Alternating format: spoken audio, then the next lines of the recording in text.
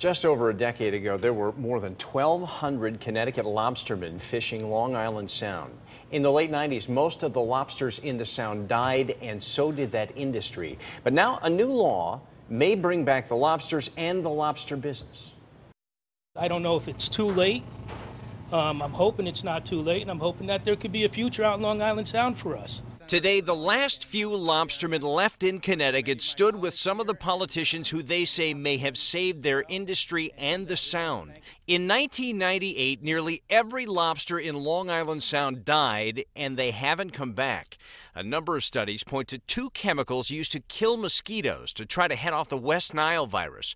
Those chemicals have been routinely dumped into storm drains in both Connecticut and New York, and they eventually wind up in the Sound. The intent of using those chemicals is not a bad intent from a standpoint of trying to make sure that people do not contract West Nile virus. But because of the fact that they are now being put in our storm drains and they're ending up in Long Island Sound, we see evidence of the fact that they are now in our lobsters. The new Connecticut law makes it illegal for those two mosquito killers to be used. There are other less toxic options.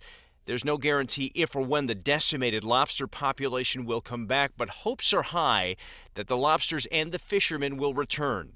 And now this group wants to put the pressure on New York to do the same thing on their shore. Long Island Sound deserves this, and it's all about Long Island Sound. It's just not about the fishermen, it's about the Sound. Here's a closer look now just how much the local lobster industry has declined. It's almost gone. In 1998, lobster haul from the Sound was 3.7 million pounds. In 2011, only 142,000 pounds were brought in. The central and western parts of the Sound have seen the biggest drop. The number of lobsters trapped there has fallen by 99% since 1998.